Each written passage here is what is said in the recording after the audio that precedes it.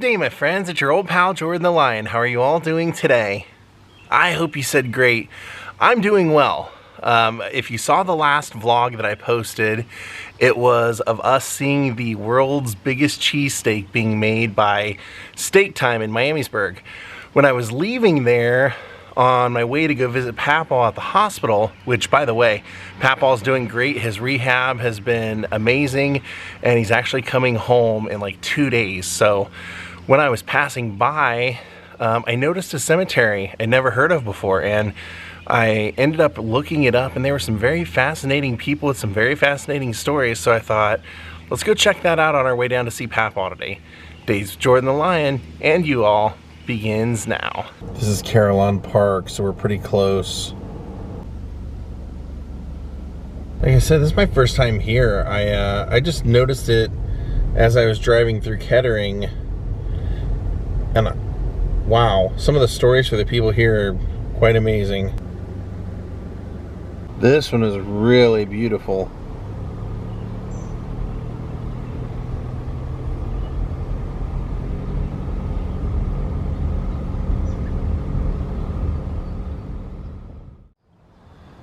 So here we have one for Louis Weiner. Louis Weiner was a prominent member of the Dayton brewing industry at the beginning of the 20th century. He was born here in Dayton, and he lived his entire life in the house of his birth. Became a bookkeeper of the Shantz and Schewin Brewery Organization in 1900, and then purchased the Pioneer Brewing Company at the corner of Wayne Avenue here in Dayton. After making improvements, he gradually extended his business by purchasing the Ohlschlager Bottling Works. He also was the vice president and treasurer of the Dayton Baseball Club Company and passed away in 1934. If you're wondering where I got that, it's some of the more prominent ones have little placards in the historic sections. This beautiful big monument is for Nicholas Thomas, and he also has a smaller one here. His was interesting. He was German, immigrated through New Orleans and rode the Ohio River up to Cincinnati. The energetic 23-year-old would carry his shoes so he wouldn't wear them out. He worked at a sawmill and a stone quarry until he saved enough money to buy a grocery store. In 1880, he partnered with George Weddell to buy the hydraulic brewery. In 1890, he bought his partner out and changed the name of the business to the N. Thomas Brewery. Thomas was a founding member of the Holy Trinity Church. He would often ride his horse with John Patterson on the cemetery's grounds. There's an officer of Calvary's board for many years. That's this cemetery. So he used to, that's kind of cool. He is laid to rest here where he used to ride his horse. John Patterson, also very famous in this area. A lot of things named after him. So here they have a plaque to the Von Greyes family. It says the caretakers of the Pest House, and I had never heard of the Pest House, so as I was reading on there, I couldn't believe it said it was a quarantine hospital in the outskirts of town. The hospital housed people suffering from infectious diseases from the 1880s called the Pest House, short for pestilence. It was 24 wooded acres just north of here, part of Carillon Park during the smallpox epidemic, 1922. The building was enlarged to a 2-story stucco structure that included 24 more beds. A lower level residence was also added for full-time caretaker family. Who was this family? Marianne and Egon. They were Swedish. They brought their 4 children with them, and over the years had 2 more. Mrs. Von Greyes was the healthcare administrator, and her husband did all of the maintenance. Their children went to Catholic schools and grew up playing with the cemetery supervisor's children next door. After 1937, the patients were alcoholics and delinquent girls suffering from unwanted pregnancy or venereal disease. Egon passed away in 1938, and Miss Grace, who taught the women childcare and housekeeping skills, died in 1962. Here we have the grave of Al Mart. And Al Mart says many considered Al one of the greatest athletes Dayton has ever produced. Mart played baseball, football at St. Mary's Institute, now the University of Dayton. He was there from 1909 to 1912. He was the catcher for the baseball team and the quarterback for the football team. Mart was the captain of the football team in the 1911 and 1912 seasons. He also served in World War I for 2 years. Mart played for the Dayton Triangles, again in the quarterback position. Triangles, I believe my grandpa was telling me, was the first official football team. Yeah, it says the Dayton Triangles were part of the AFPA, American Football Professional Association, before the NFL began. The 1920s, Al led the AFPA in passing yards and completions, completing 28 passes for 591 yards. He was also elected to the All-Pro second team that year. Following year, he was second in the league for passing yards and completion, and again completing 28 passes for 452 yards. He retired from the Triangles in 1922 and then worked at the Dayton Brewing Company. He then worked with the Mead Paper Corporation for 30 years before retiring as their vice president in 1959. He was inducted into the University of Dayton Hall of Fame in 1962. Now this one's sad. This one's Matt Dowling House. It says that Dowling House was a promising football player at the University of Dayton. He previously played football Chaminade, a local Catholic high school, in November of 1972. During a second quarter of a match against Bowling Green, Matt suffered a serious injury to his neck and back. He was paralyzed, and despite the best efforts of doctors at St. Vincent Hospital in Toledo and St. Elizabeth Hospital in Dayton, Matt died about 6 weeks later.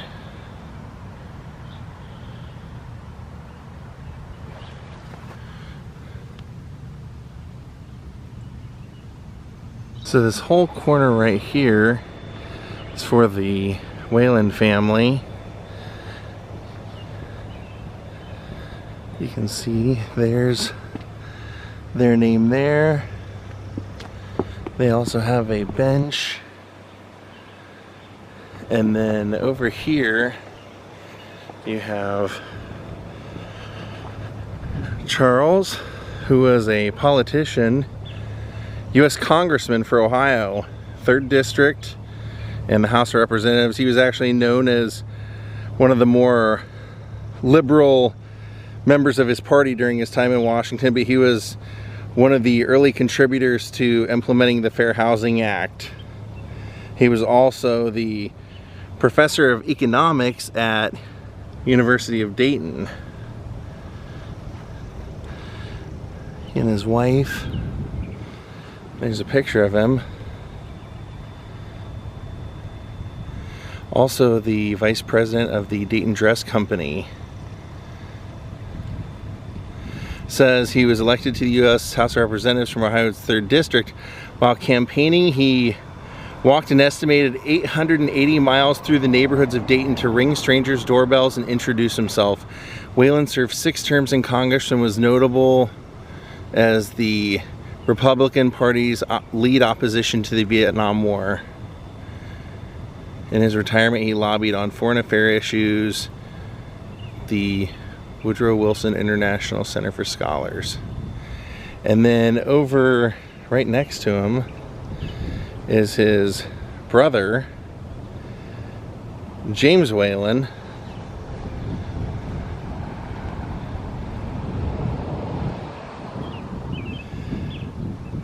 James was known as Rocky. You can see it even says right there, retired Reich's department store worker, but he was a notable lifelong college football memorabilia collector and was a notable football historian in the area. He amassed a collection of over 1,000 key football programs dating back to the late 1800s. I just think that's kind of cool when somebody's known for something like that. So right here we see a series of headstones. One is for Roy Harmison, and this one is for Mary and Roy, and you see at the very bottom it says parents of Peggy, Tim, Nancy, Steve, and Sue. And then here you see the headstone for Peggy Ann Harmison. Mary Peggy Ann Harmison.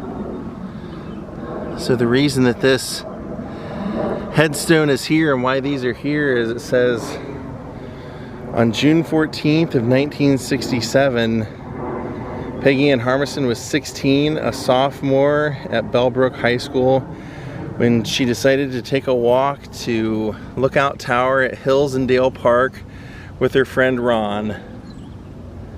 While they were inside the tower, a lightning storm began to flare up as they attempted to exit.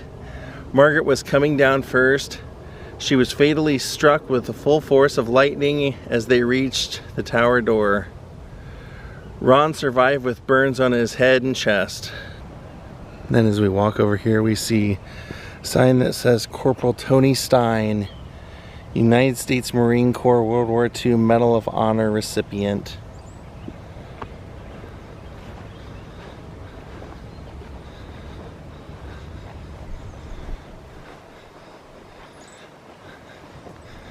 Very modest grave.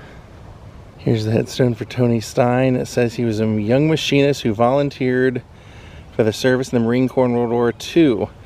Using his tooling skills, he modified an aircraft type weapon as his combat rifle so that it would fire twice as many rounds in rapid succession before reloading. He nicknamed it the Stinger. Serving with Company A, 1st Battalion, 28th Marines, 5th Marine Division in action against Japanese forces on Iwo Jima, 1945, February 19th. Stein was first to be stationed on the beach providing cover as his platoon moved into position. Stein changed the pillboxes one by one, killing 20 of the enemy single-handed. Under the hail of shells and bullets falling on all sides, he fired his special gun, exhausting his bullets. He shed his helmet and boots so he could run back quickly for more ammunition, making a total of 8 trips and carrying or assisting a wounded man back each time. Stein was able to return home but was killed by a sniper when he returned to service on another island. Here's a picture of him.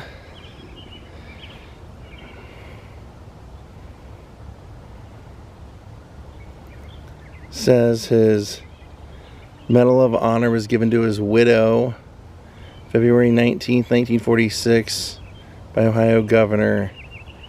Buried 1st and 5th Division Cemetery in Iwo Jima. Stein's remains were returned to his native Dayton. Stein, Dayton's only World War II recipient of the Medal of Honor, was buried here with full military honors in 1948. It says the Marines have a combat drill called the Tony Stein, which reenacts the use he took to save his comrades during battle, which lifting carrying each of 8 soldiers with full pack, distance 100 yards. Marines from all over the United States come here to honor his memory. That's beautiful. Buried here right next to his mother.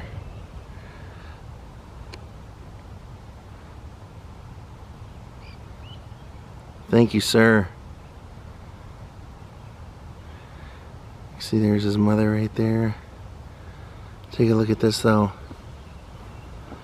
That beautiful gold medallion up there in the corner. Just driving by, I could read on the side what happened to this poor little boy. This is sad.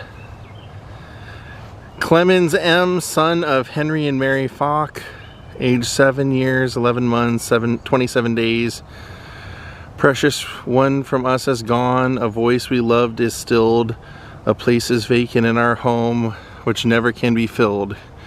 God in his wisdom has recalled the boon his love had given, and though the body molders here, the soul is safe in heaven. His name was Clemmy Falk, and I noticed this as I drove past. It said, drowned in his grandparents' farm pond. Meat packers. Oh, so they've had to replace this since they laid it, but they do have a little bit of information about Clemmy.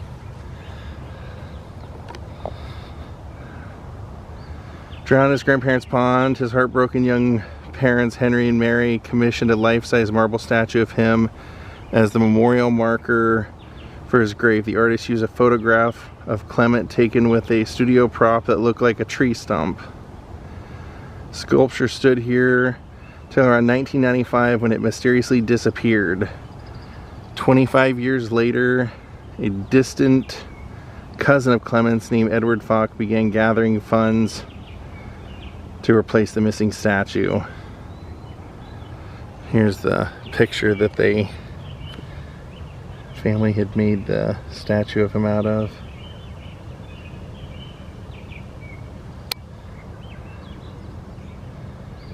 He got a little bird over there over his head.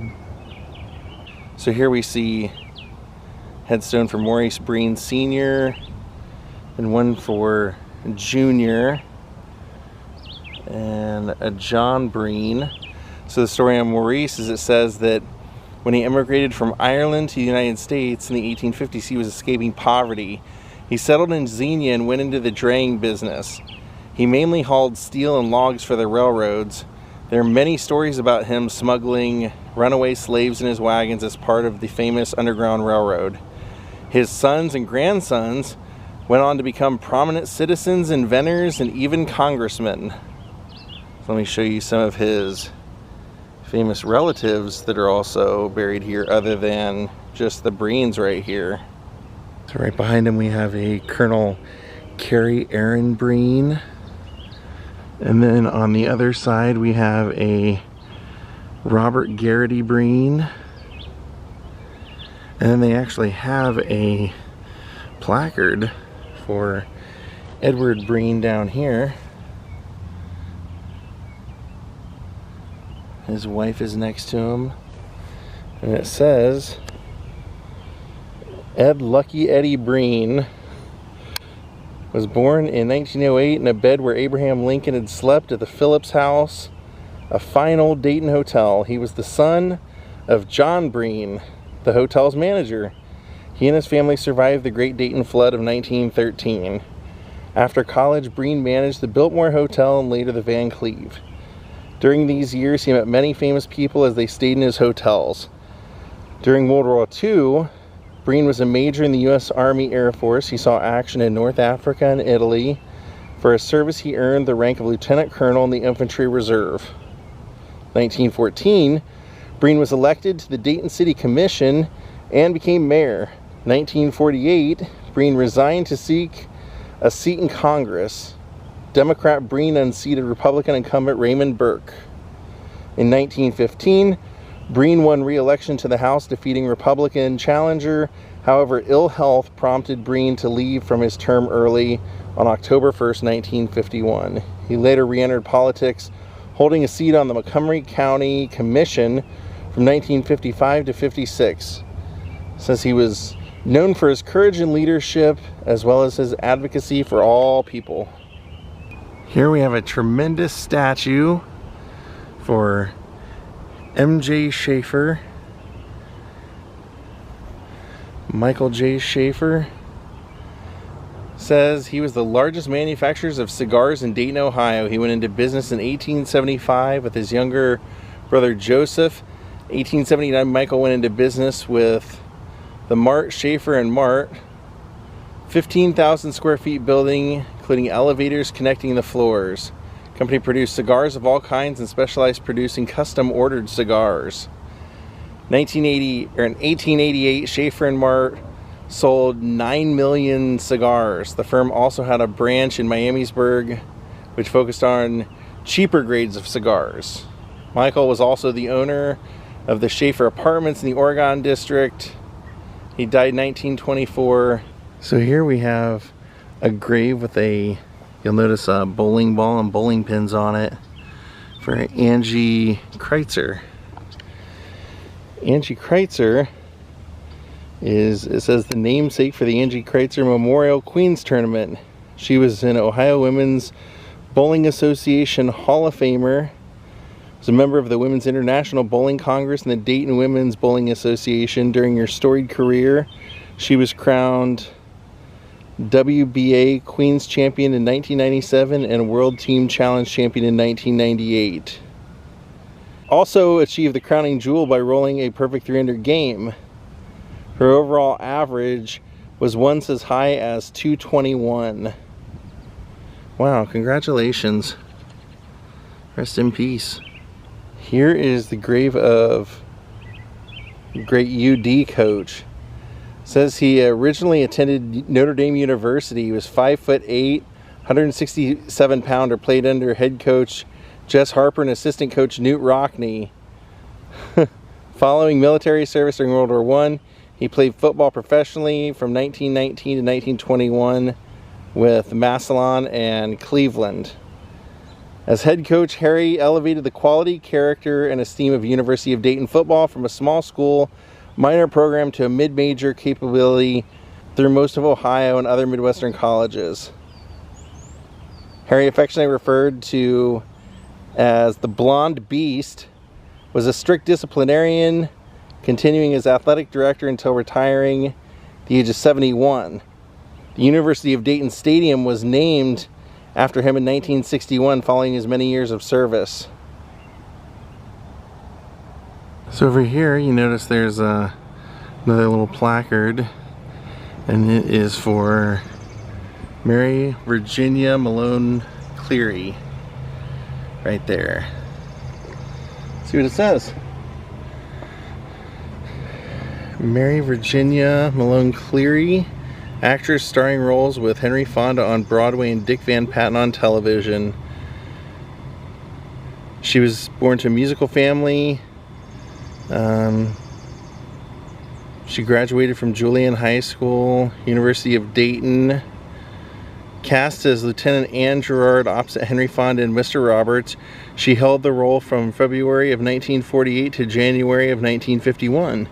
She played Nels Hansen's girlfriend on Mama, the CBS TV Friday night series version of I Remember Mama with Dick Van Patten, in the role of Nels. From 1949 to 1951, Malone also played Mary Aldrich on the Henry Aldrich TV show on NBC from 1950 to 1952. Helen Hayes was her mentor. Malone befriended Hayes' daughter Mary, who tragically died of polio at age 19. Malone worked with James Dean, Paul Newman, and Jack Lemmon. Florence Henderson, who played Carol Brady of the Brady Bunch, and Isabel Sanford were her friends. Malone met Jack Cleary, who saw her on stage and swept her off her feet. They were married in 1952 and had their reception at Peerless Mill Inn. They had 4 children. Jack's business brought the family to New York, where she renewed her interest in acting. She did commercials and summer stock theater with friends from her Broadway days. Sounds like she had a good life. Rest in peace. No tragedy there. So here we have another interesting one. This is Carol Hockwalt. Carol Hockwalt. Significant contributions to commercial, retail, and government projects, holds 92 patents for his inventions. He graduated from Dayton 1920 and developed a method for producing high-octane gasoline and unleaded fuel for early automobiles. In 1926, he co-founded Hockwalt Thomas Laboratories, which was acquired by Monsanto 10 years later. During World War II, he was on the team of scientists on the Manhattan Project, perfecting the atomic bomb. He later led a study by the Atomic Energy Commission examining chemical problems with practical applications in the field. His talents were applied to many household problems as well. He developed the first practical home fire extinguisher, ionized Morton salt, and a low sudsing laundry detergent called All. Here you can see the Satells, George Satell. This is a sad one. It says he was a member of a large family of grocery deli business owners in Dayton. He passed away in 1913 during the Dayton flood in a gas explosion that threw him from the roof of his store where he was attempting to ride out the rising waters. He had put his wife, son, daughter-in-law, and grandchild in a rescue boat, but there was not enough room for him. And one of the main ones I was looking for when we got here, I think I finally found over here. So right here, where this interesting cross is the O'Connors. And that was what I was looking for because the daughter, not Elizabeth, but Kathleen, was an actress in Hollywood, and she had a really interesting story. She ended up making her way out to Hollywood and became somewhat of a star. She was a leading lady for Tom Mix in Aces High in 1818. She was in Hell Roaring Reform. She was in Universal Studios 18-part serial called The Lion Man. She was in Wild Bill Hickok, Dark Stairways, and she ended up marrying a man named Len Reynolds. And Len Reynolds was a writer, director, did some of the stuff that she actually worked in. And they were married in June of 1921.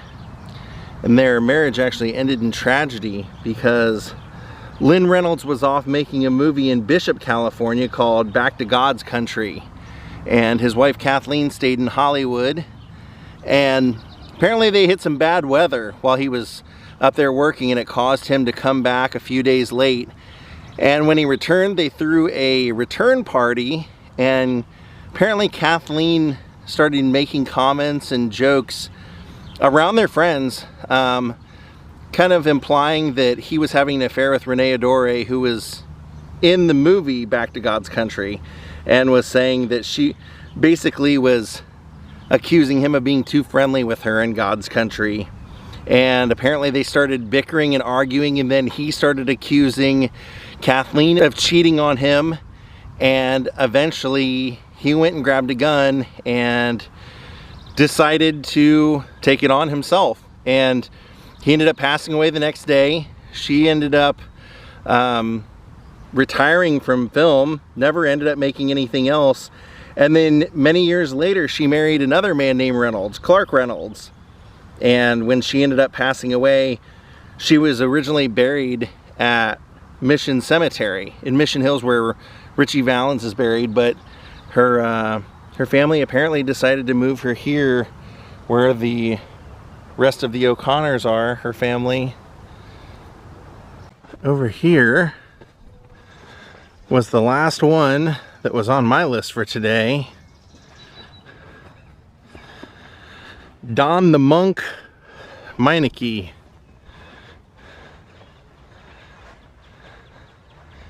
NBA first ever Rookie of the Year.